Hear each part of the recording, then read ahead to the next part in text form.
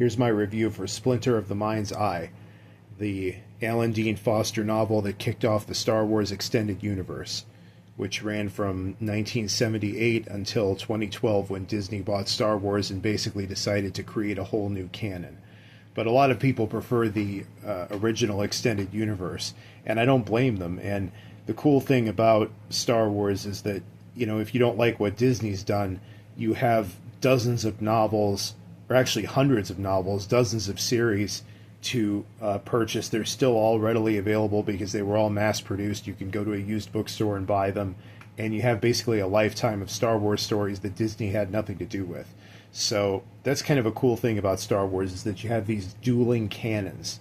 You know, you have the original EU, and then you have the Disney canon, and it's kind of a case of it just goes to show how we are taking our fictional sagas, our franchises, so to speak, more seriously than we ever have. You know, like 100 years ago, adults taking, you know, the Edgar Rice Burroughs or, you know, Arthur Conan Doyle stories as seriously as we take, you know, DC, Marvel, etc., Doctor Who, all of that. It's a pretty new phenomenon in human culture. The only thing comparable to it is the myths and legends of the past. But back then, those were usually tied in with religion, whereas these fictional stories, we know that they were written by people. Some of those people are still alive. You know, like George Lucas is still alive. You know, so some of the people, or they died fairly recently. Like, you know, Tolkien, all things considered, died fairly recently. We know that he created Middle Earth. So it's kind of just an interesting phenomenon that I wanted to just mention really briefly, because it's unprecedented and it's weird, and it's like just kind of shows how we're kind of changing as a species in some ways, at least culturally.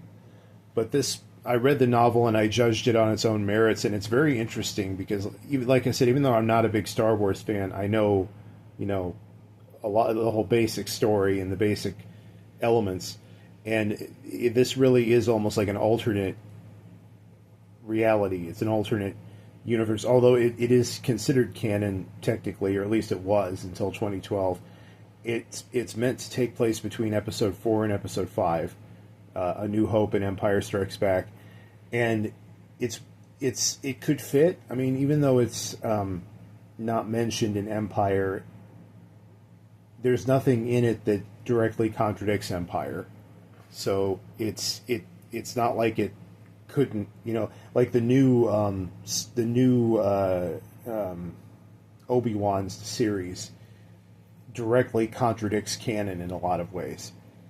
But this story doesn't really directly conflict anything that we saw on screen in the original trilogy.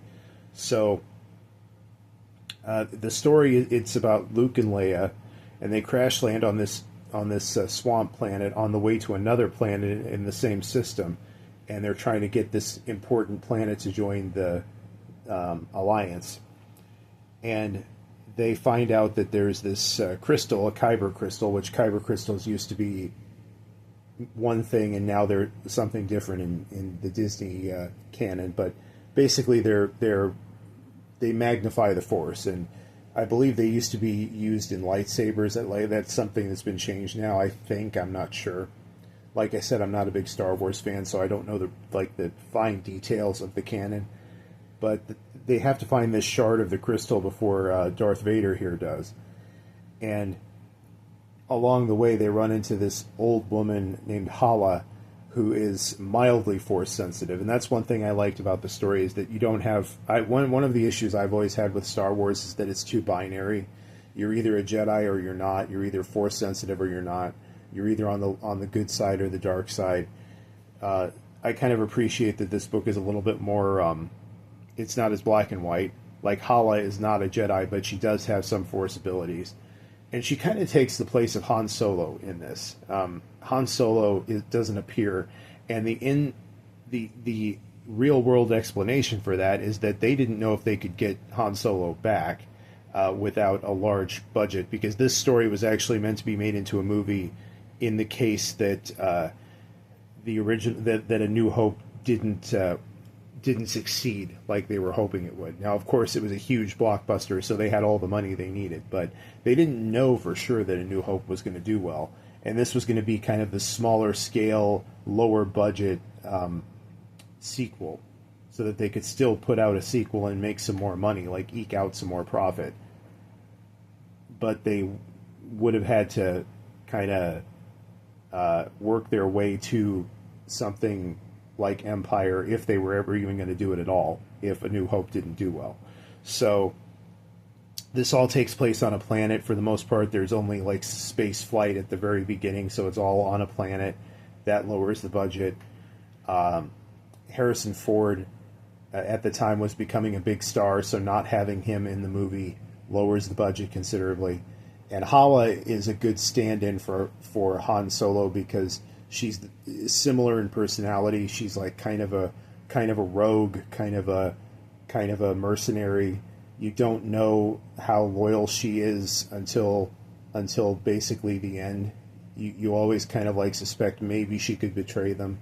I won't let you know whether she does or not. I don't want to avoid spoilers, but the characters are interesting because they're very much of the first Star Wars movie, A New Hope, Episode 4.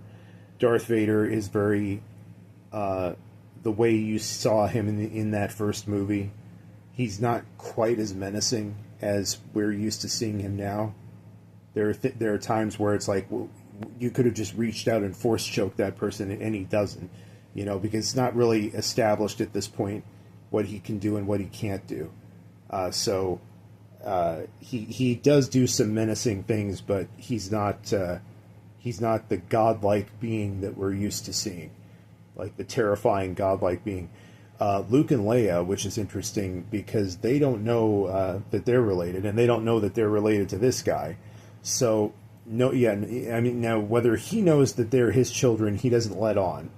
But Luke and Leia still have a great deal of romantic tension. Leia seems to have feelings for Luke, but she's kind of careful about showing them because of her position. Luke is careful as well, but he, the story's kind of told from his perspective, so you kind of get a window into his mind, and he has the major hots for her, so it's kind of weird knowing what we know. But yeah, it's just an interesting story that really has nothing to build from except A New Hope. So that's what makes it kind of interesting. Was it worth reading? For me, yeah, like I said, just because I find what this book represents interesting. If it weren't this very symbolic book, novel, I probably wouldn't read it because I wouldn't get out of it what a Star Wars fan would. I think just about every Star Wars fan should read this novel, though, because, like I said, because of what it represents. And it could introduce them to a whole world of alternate canon that they may very sorely be wanting to get into as they're upset with what Disney has done, which I can't blame them. So anyway, that's my review. I hope I kept it fairly short, fairly concise. Make sure to like and subscribe. I do book reviews occasionally. My next one is going to be on Z for Zachariah by Robert C. O'Brien. It was actually his last book. He's the Rats of Nim guy. And he actually died writing this book. His family had to write the last chapter for him. So kind of interesting book for that reason. Didn't even know that until after I'd already picked it up. So anyway, I also do videos on, hobbies, various hobbies I have, science, art, history, basically all of that stuff in varying degrees. So thanks for watching. We'll catch you in the next video.